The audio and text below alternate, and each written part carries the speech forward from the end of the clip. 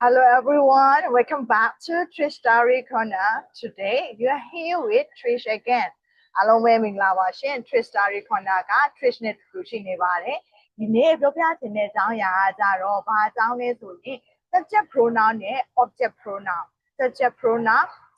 ပြုလုပ်သူနေရာမှာအသုံးပြုတဲ့နေစားနဲ့ object pronoun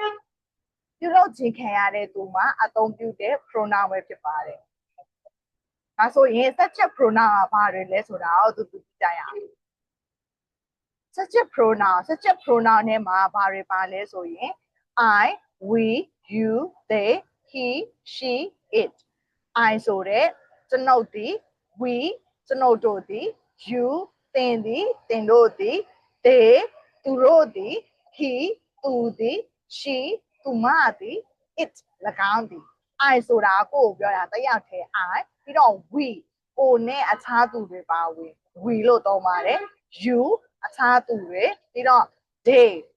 ဆိုတာကိုမပါဘဲနဲ့အခြားသူတွေရဲ့အောက်ဆုံးအခြားသူတွေအများကြီးရဲ့လိုမျိုးကို they လို့ပြောပါတယ်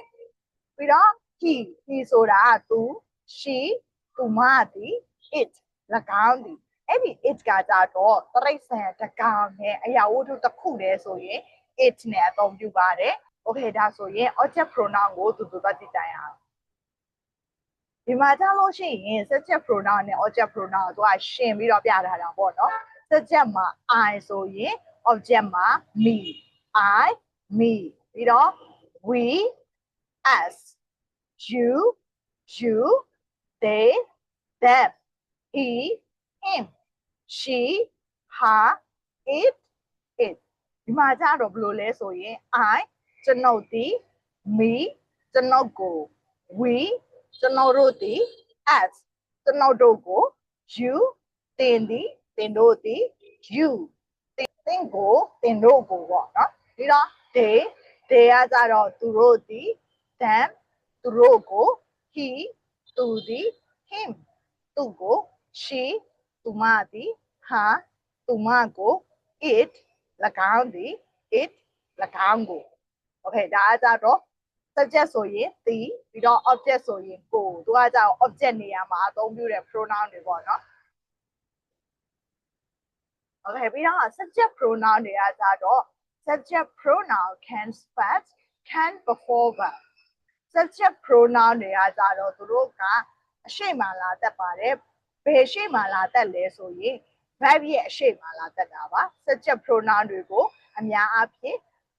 verb ရဲ့အရှိမတွေ့ရတာပေါ့နော် example တွေနဲ့ကြတော့ they study English သူတို့ကအင်္ဂလိပ်စာကိုလေ့လာတယ်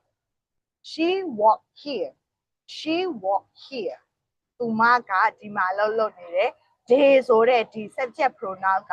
study ဆိုရဲ့ verb ရဲ့ရှေ့မှာရှိတယ်ပြီးတော့ဒီ she ဆိုတဲ့ subject pronoun က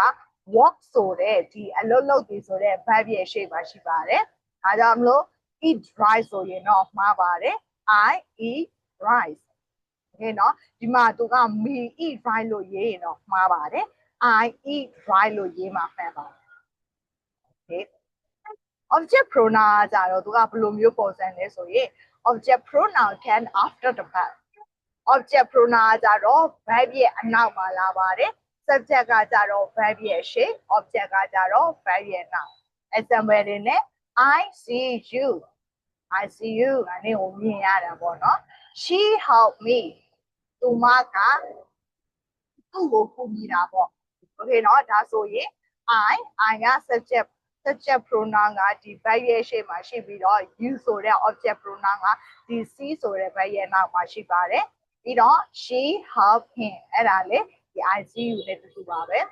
give I the book လို့မရေးပါဘူးအမှန်က give me the book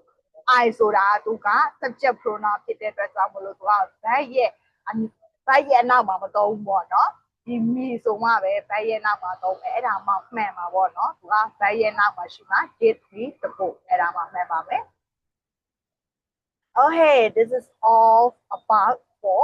subject pronoun and object pronoun thank you for watching the end and I hope you will understand subject pronoun and object pronoun clearly okay next video we will learn about daily sentences with pronoun